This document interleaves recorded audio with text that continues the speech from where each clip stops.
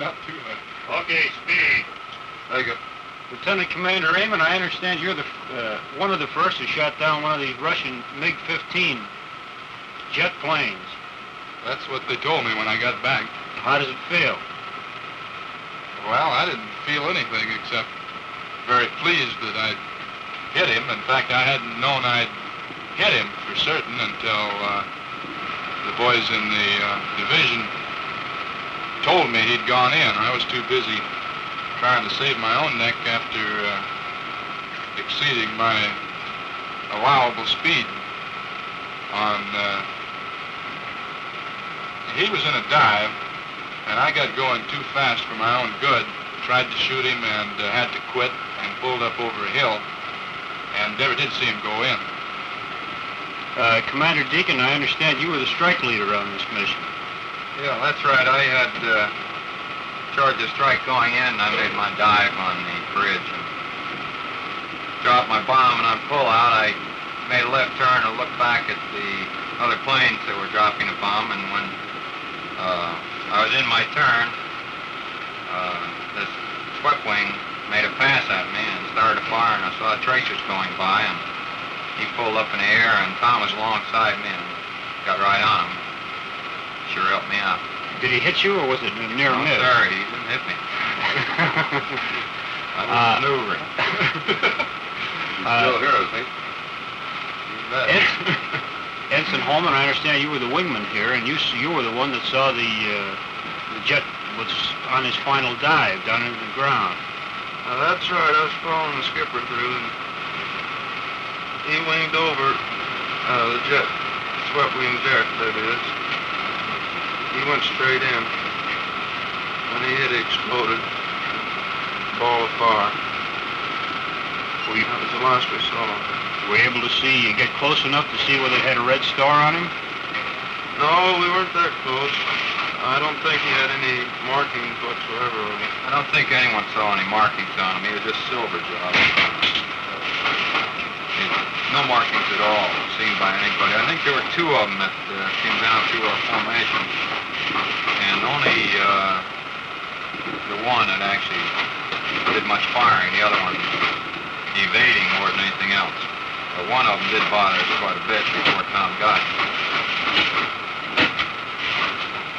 Tom, did you see another one?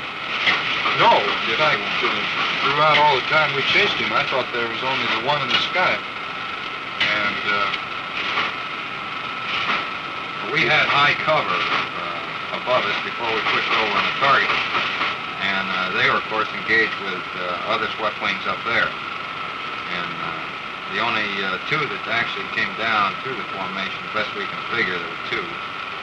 Only one fired, and he came down to about 5,000 feet. He covered us all the way on the pullout. And Tom came right down with him, and we weren't particularly bothered then. Once Tom got on him, we headed for home. yeah, the more I think of it, the more I think that high cover, which had 4 or 5 others in sight, was probably trying to keep them for themselves. That's why I never knew there was more than the one. Yeah, unfortunately, we were there because they'd have been down through us too, and we would have had a bad time. That's right. You can't have too many friendly jets anymore, can you? No, I like to see the friendlies. What are the characteristics of this Russian MiG-15? I mean, just how does it look like, or what can you see? Well, I think Tom had a pretty good look at him. He chased him long enough. Well, it looks an awful lot like an F-86. Around March Field at San Diego, we were fortunate enough to keep getting run into by F-86s from the Air Force, and these MiG-15s look just the same, except for a more slender rudder, and the elevators mounted higher on the rudder. When you look at them from a plan view from on top of them, they look an awful lot like an F-86. And there's no recognition problem out here because they're the only swept-wing jets in the area. About how many were in the air?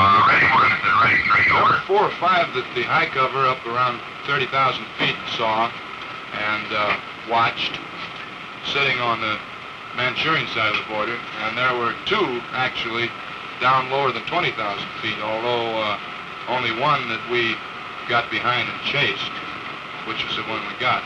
We figured 6 to 7 in total in the air over the target at the time, and of which only 2 actually bothered the dive bombers. The other 4 or 5 were engaged up above, and it's pretty hard to keep track of how many planes are up there. We had, what is it, about 6 of our own jets up there. I don't know. I think we had 4 come down with us on the dive. The covers coming on down, and then we had another 4 that were supposed to be up at high cover, although it's pretty difficult to tell where they are at 30,000 feet. Now, we had 8 jets cover for 12 Corsairs and 16 Corsairs? 16 Corsairs. 12 dive bombers. 12 ADs. We all dropped on the bridge and then pulled out with the jets close covers. Yeah, you dove to the southwest, and I dove at about the same time over the town. Take a look at the field, too, if I could, although I watched you. I got out in front of you too far, started a 360-degree turn to come back even with you again. About the time I was halfway around, I heard somebody in your flight say they're shooting at the skipper. And I didn't hear the skipper say anything, which was true. But Too busy. I got around the rest of the turn thinking I did not like to be so far out of position as I'd got myself, although there was no way to change it, and saw you starting a big turn. Your rendezvous had been planned for 22 or 3 miles south, and you actually rendezvoused about 5 miles south to get that over with. Yeah, we were in a little hurry to get rendezvoused in order to get our groups together for mutual protection. And we rendezvoused as soon as possible right after that at some 5,000-foot altitude.